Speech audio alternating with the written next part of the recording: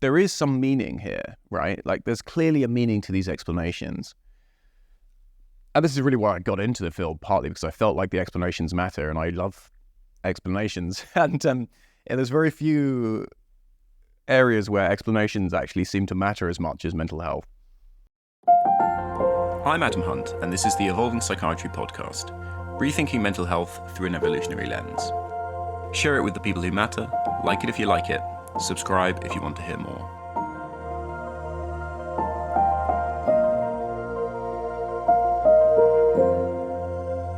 Welcome to Season 2 of the Evolving Psychiatry Podcast. We have a great season ahead here. We have some trainee psychiatrists who I'm interviewing, young psychiatrists who have been working with patients for several years, but who are kind of starting a career and thinking about using evolutionary psychiatry, for the decades ahead. So it's great to have their opinions and to hear what it's like for them coming into a field when evolutionary psychiatry is just kind of taking off. We also have some anthropologists. There's some very famous figures, if you're in the circles of evolutionary psychiatry, like Jerry Wakefield is a real inspiration to a lot of my PhD's work, and he does a great episode. I've recorded many of them already, and they're fabulous, so I hope you also enjoy. So for this kind of introductory episode, I wanted to talk about something that really excites me and sort of drives me in this field and sort of cements me foundationally, just thinking this is something that really needs to be done. And it's probably something that no one really has thought about before, or at least not long enough to to force them to come into the field. Because if you had thought about it long enough, I at least for me, you would want to really work this out. So it's enough beating around the bush. What is a disease? What is an illness? You've been using these words: sickness, illness, condition, malady, health. These are some of the first words we ever learn. You know, as a kid, the first thing one of the first words you'll hear is, "Oh, you know, Daddy's sick," or "Oh, are you sick?" And we use these words all the time, every day. And there's a huge debate in psychiatry about whether or not, and also in the general public, is this person really sick? And she's not really sick. She's just being lazy. You know, there's these ideas that people who are depressed can just snap out of it, and it's not a true illness. There's long-standing thoughts from kind of Scientology, for instance, that mental illness isn't real. Thomas Sars was a famous proponent of the idea that mental illness is not a real illness. But what does that mean? What is an illness? And this is something that I say to biomedicine students when I'm lecturing. I present it to biomedicine students. I kind of put up this slide and say, "Hey, what is an illness? What do you mean by sickness?" And these are people who are studying. You know, they're in advanced graduate stage often, studying sickness in various forms and doing neuroscience and genetics. Hoping to go and work for some pharmaceutical company, and they sort of sit there silently, as perhaps you are now, thinking like, "What? Yeah, I mean, everyone has this instinct about what an illness is. We all know it when we see it. But do you have like a good definition, a good scientific definition?"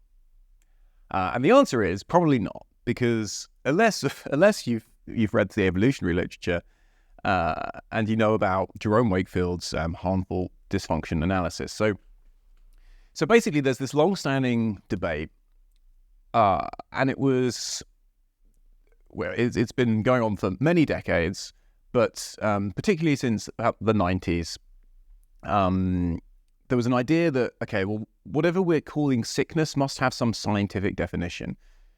This is called naturalism, the idea that nature is somehow the thing that is sick, and we're not just making up, oh, and you're sick and you're not sick, and we're not being arbitrary about it. And this is in response to the sort of constructivist or normative views on sickness, which is that which holds that whoever is sick are just the people we say are sick. If we think that your sexuality is a sickness, we can say it's a sickness and it's a true sickness. If we think your way of thinking is a sickness, then yeah, similarly we can just say it's a sickness, and that's all it is. That the society decides, basically.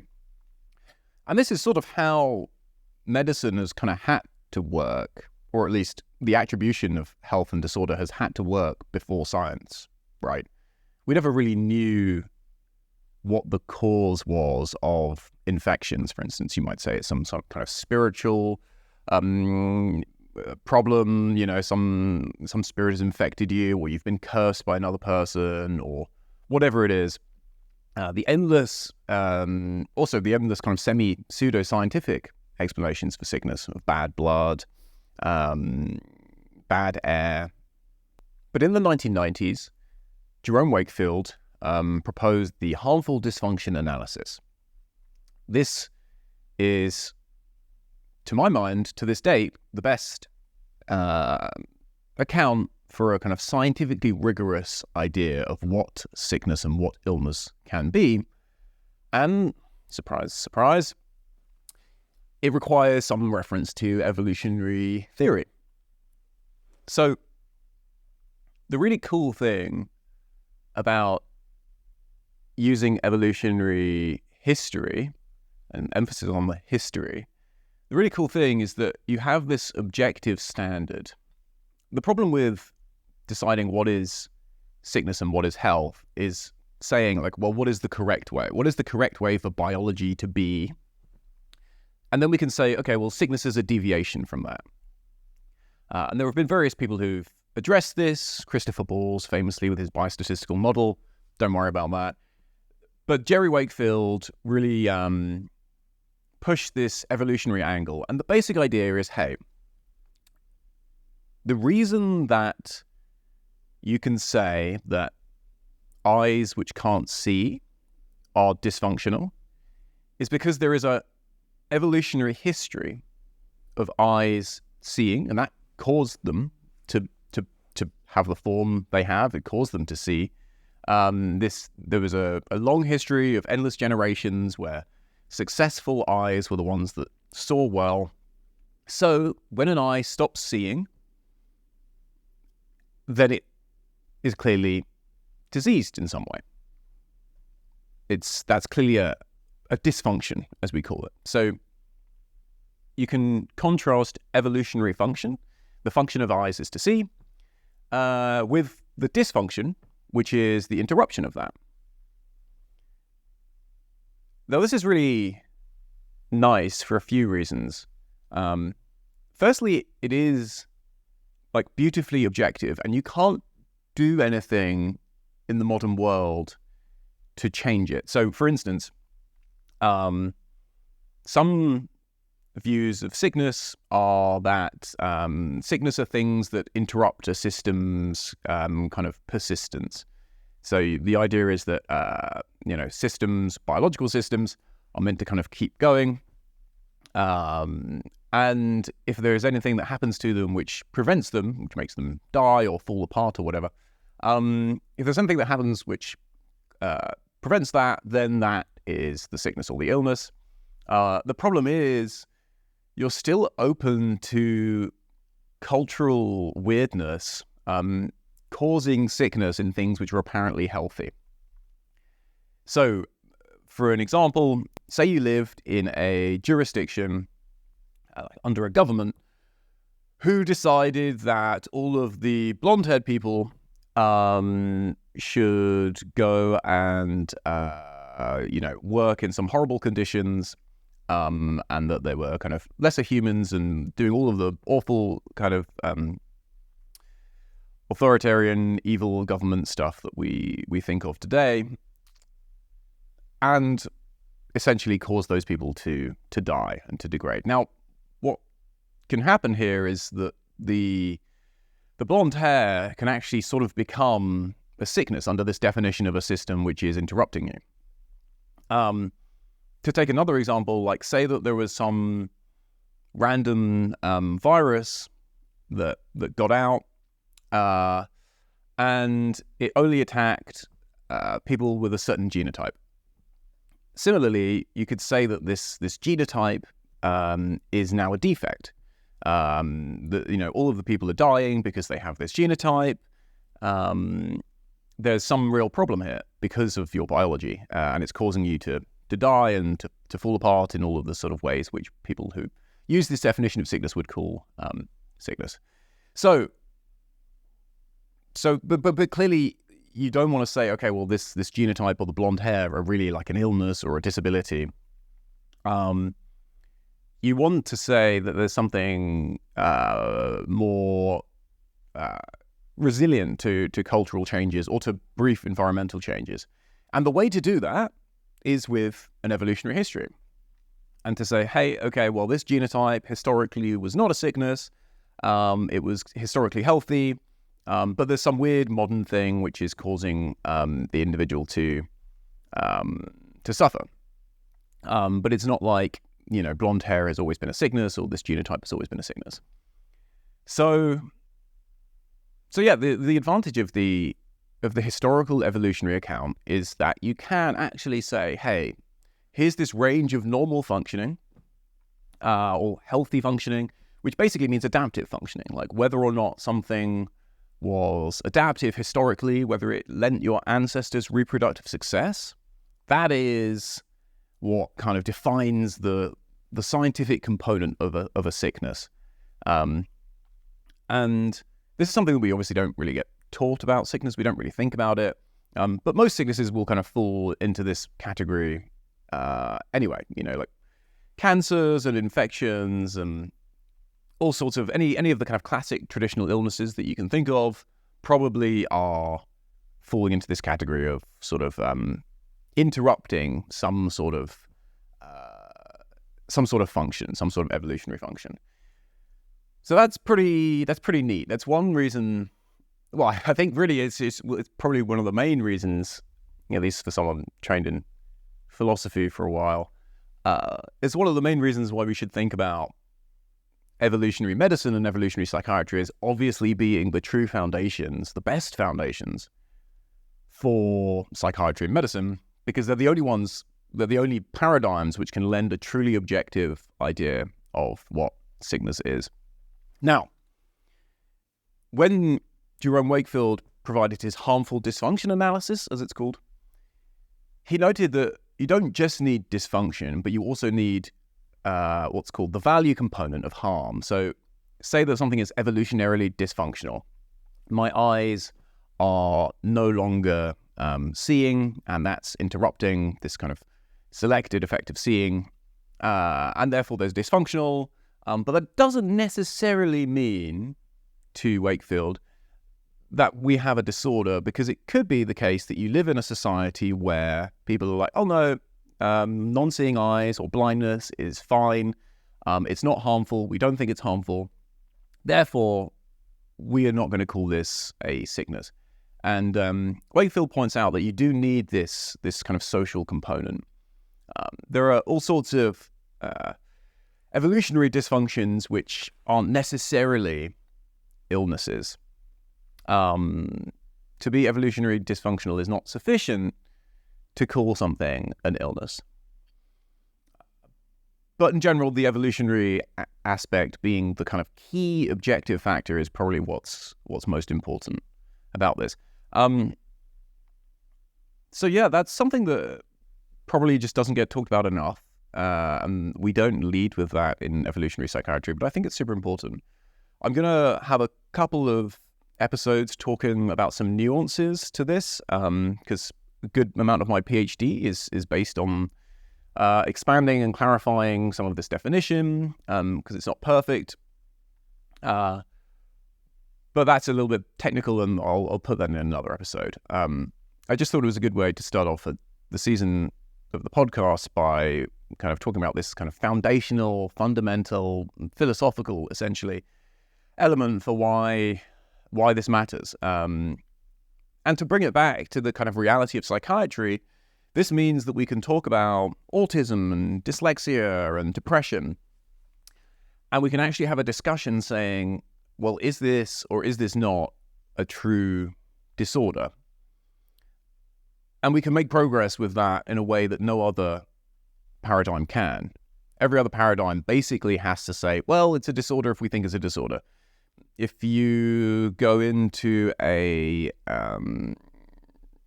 particular church and you start hearing voices, or you say that you're hearing voices and that you're speaking to God, and the church appreciates that and thinks that's a great thing, and that you should speak to Jesus, and that it's normal to have angels talking to you, then they're not going to think you're sick. But if you cross the road and you find yourself in a psychiatrist's office, they're going to ask if you're actually hearing voices and whether these are hallucinations, and do you have delusions about what those voices mean, and do you think this is true, and are you, and they're going to try and find out if you're really stuck in that belief, and then they will diagnose you with psychosis, probably. So clearly you don't want to be in a situation where someone walks across a road and is diagnosed with a sickness by one group and as healthy or even blessed by another group. The evolutionary account is a way to say, okay, well, what would have happened to that person ancestrally? And it probably really depends on the manifestation. If the person was really out of control, then they would probably be excluded from the group, or chained up, or exiled, or whatever.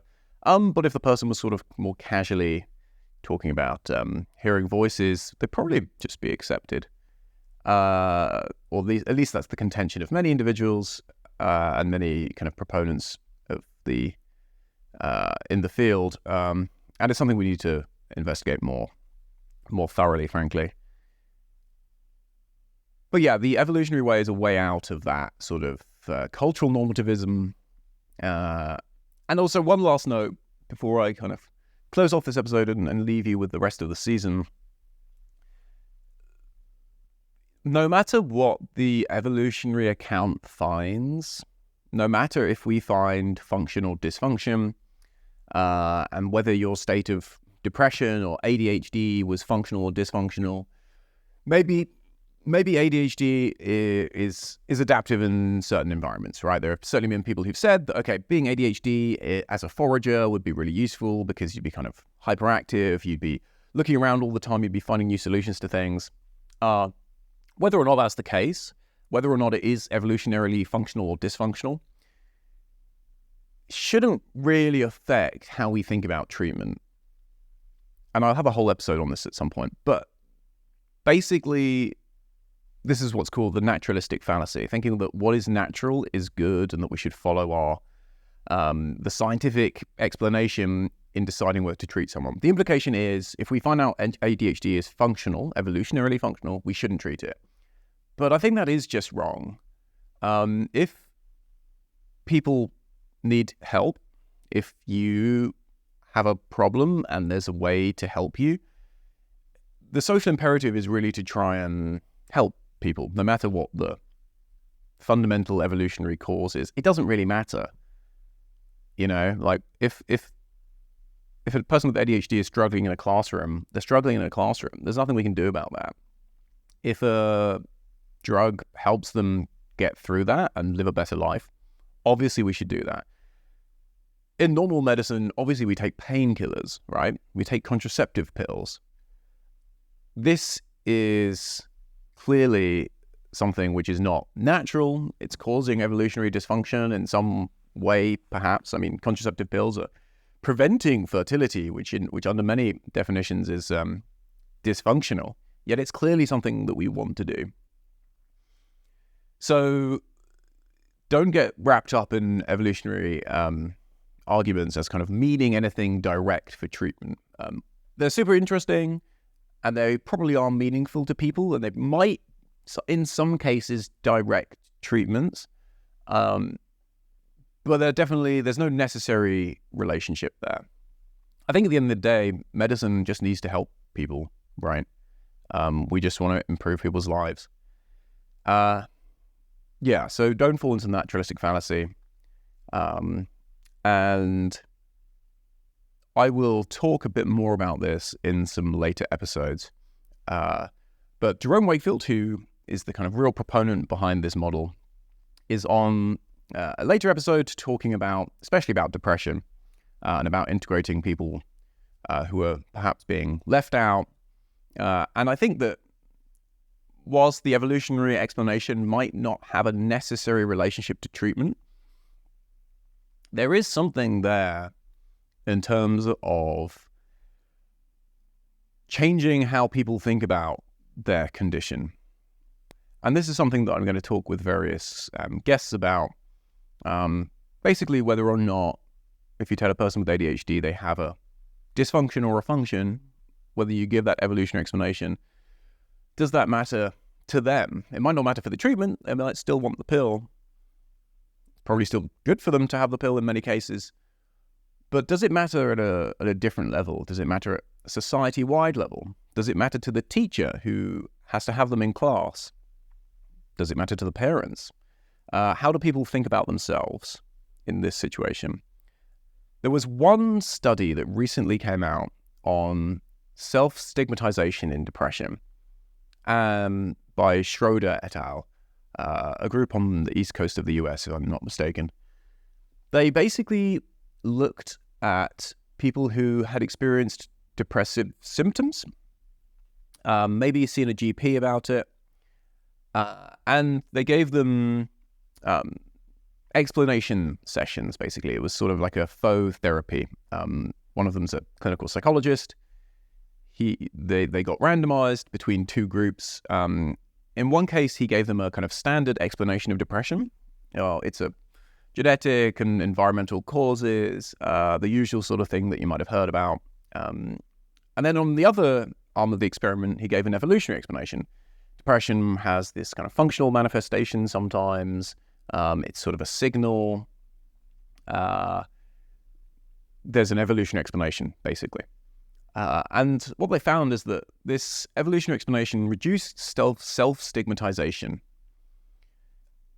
And I think this is the first study of what I hope will be many, showing that there is some meaning here, right? Like there's clearly a meaning to these explanations.